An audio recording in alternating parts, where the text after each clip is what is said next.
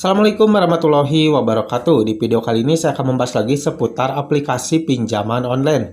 Nah, di kesempatan kali ini saya akan membahas tentang sampai kapankah untuk teror dari DC pinjaman online ini akan berhenti. Nah, pertanyaan ini sering masuk di kolom komentar. Banyak yang mempertanyakan tentang teror dari DC pinjaman online ini sampai kapankah akan berhenti, atau mungkin teror-teror ini tidak akan pernah berhenti sampai mungkin kita ini tidak melunasi tagihannya.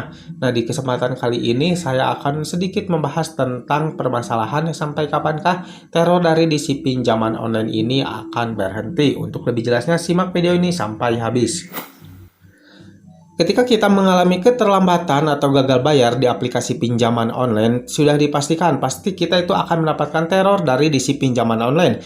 Nah, teror tersebut berupa peringatan, ancaman, bahkan juga untuk penagihan-penagihannya dari DC pinjaman online jikalau kita ini mengalami yang namanya keterlambatan pembayaran tagihan kita di aplikasi pinjaman online tersebut. Nah, tidak sedikit banyak juga yang gampang panik dan frustasi nih ketika mereka mendapatkan peringatan-peringatan bahkan ancaman-ancaman dari DC pinjaman online, dikhususkan bagi mereka yang memang untuk mentalnya tuh cukup lemah ya. Mereka pasti akan gampang takut dan gampang percaya saja ketika mereka mendapatkan ancaman-ancaman dari DC pinjaman online. Nah, pertanyaannya adalah sampai kapankah untuk teror seperti itu akan berhenti menghubungi kita ya, dalam arti sampai kapankah untuk DC pinjaman online itu berhenti menghubungi kita, menagih, bahkan memberikan ancaman-ancaman melalui media komunikasi. Nah, kalau untuk pertanyaan sampai kapan akan berhenti, sebenarnya itu tidak dapat disimpulkan bahwasannya akan berhenti berapa lama ya, karena sudah pasti untuk DC dari pinjaman online setiap daerah itu pasti berbeda-beda ya, dari aplikasinya juga pasti berbeda-beda. Ada yang cukup rajin dan juga cukup gencar, ada juga yang biasa-biasa saja.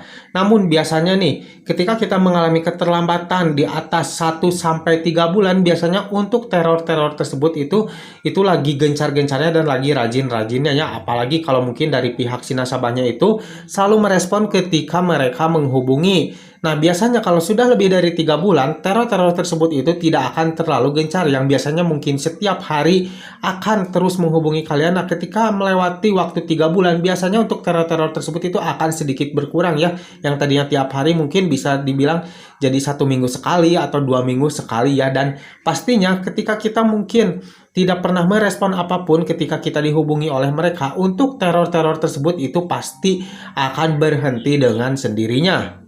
Jadi sebagai kesimpulannya, kalau di waktu 1-3 bulan kalian jangan heran ya, pasti di waktu itu lagi gencar-gencar dan lagi rajin-rajinnya. Nah, ketika lepas 3 bulan biasanya untuk penagihan-penagihan tersebut itu akan sedikit berkurang. Bahkan nih kalau mungkin untuk aplikasi pinjaman online yang memang sudah ada debt collector lapangan, itu biasanya 100% akan berhenti. Namun nanti tiba-tiba akan ada debt collector lapangan yang datang ke rumah. Nah, khususnya nih buat aplikasi yang tidak ada debt collector lapangannya, mungkin untuk penagihannya itu tidak akan 100% berhenti, namun akan sedikit berkurang ya ketika sudah melebihi waktu 3 bulan.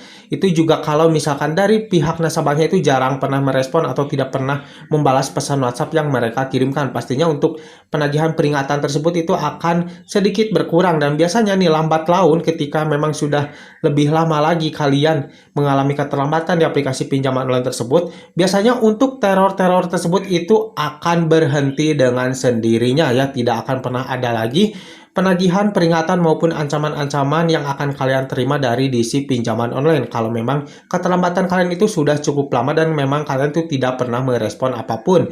Jadi ini sebagai kesimpulannya buat kalian yang mungkin sekarang mengalami keterlambatan dan memang sudah tidak sanggup membayar atau belum siap membayar, kalian jangan pernah merespon apapun ketika ada DC pinjaman online yang menghubungi kalian melalui WhatsApp, telepon, SMS maupun email ya.